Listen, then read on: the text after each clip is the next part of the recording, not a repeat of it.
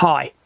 A few years ago, I released an album, Leap, and it has a comedy song on it called Let's Save the Koala! The contention of which is that we could save the koala from extinction if we farmed it. Hilarious, I'll leave a link below. Point is, about 3 weeks ago, a friend of mine who's running a comedy night in early March in Wodonga, which is just over the border here where I live in Albury, and she said, could you sing that song at the night? And I was like, great, no worries. I know the lyrics, it'll be fun. But then I got to thinking, I can't just get on stage and start singing that song. I've got to do a bit of stand-up first. That's a kind of presentation. And so after a few years off the boards in regards to stand-up, I'm doing some in a couple of weeks' time. Now, this throws a light on how we prepare any kind of presentation. Now, I understand that business is not show business, but that doesn't mean I can't apply exactly the same process to building my 3 to 5 minutes of stand-up that I would in building a 15 to 20 minute keynote. So whether it's a business or a show business presentation, you got to have fun and be super vulnerable and creative early on, and then suddenly switch gears to become super analytical and hard on yourself in the back end, all the while doing it on your feet, rehearsing it, taking it to the floor, because in the end, a presentation is not a written reading medium, it's a verbal spoken medium. And you can write great dialogue for yourself on the page, but until you take it to the stage, or at least the rehearsal room, you don't know if it's any good at all. So I'm going to share my 4-stage process with you, which is as follows. State, create, debate, till it's great. You got to state exactly what your goal is for your audience. Have a single intention. And as soon as you have absolute clarity as to what you're presenting on, all of a sudden, you'll know what not to say. All of a sudden, 97% of the things you could say, the approaches you could take, are off the table because you know they won't support the thing you now have complete clarity on. So number 1, state your intention and purpose for the presentation.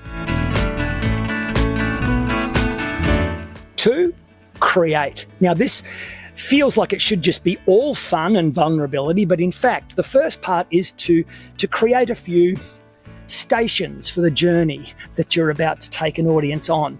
It could be a generic structure such as where we were, where we are now, where we need to go. It could be here's the big picture, down towards the detail of something. Just try and plot the journey as simply and as logically as you can. And then you start dumping. Then you just go, okay, for each of these subpoints, dump, dump, dump. Doesn't matter if it's terrible. In fact, who cares if it is? As long as it's out onto the sound recorder or onto the page, happy days. Once you've got the stuff that you've dumped, you can then look at it and go, nah, maybe, nah, like that, nah. You're doing what you did in a much more detailed way that you did in the first stage, which was all about going, okay, if I have clarity, I know what not to say. Well, here, by looking at what you've dumped, you'll go, I don't want to say that, I don't want to say that. So you're doing the same thing in a different way. And very quickly, by hating what you've put on the page or into your sound recorder, you'll start to very quickly generate stuff that you like a whole lot more.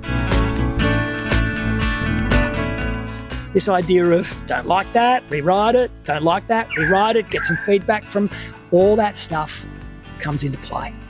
So that's the 4-step process I will be using to generate my 3 to 5 minutes of mediocre stand-up, because it's been a while and I can't possibly be fantastic, but that's okay.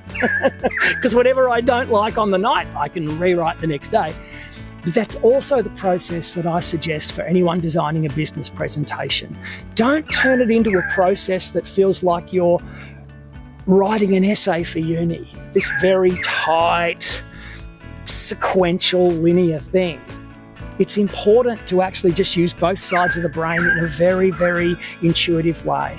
The open, vulnerable, everything is okay part of the brain, followed by the I don't like that assessing, that reviewing part of the brain. And I promise you, If you keep it intuitive but just staged enough, you will develop an awesome presentation, whether it's business or show business. Now, if this is of interest to you, I promise you, my business presentation, work presentation, training or coaching is very different than most other people's approaches. I use a model called Feel, Know, Believe, as well as my 4-stage process that I've shown you today.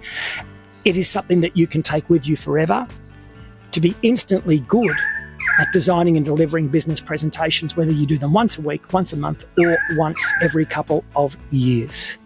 Trust me, I'm a trainer. Cheers.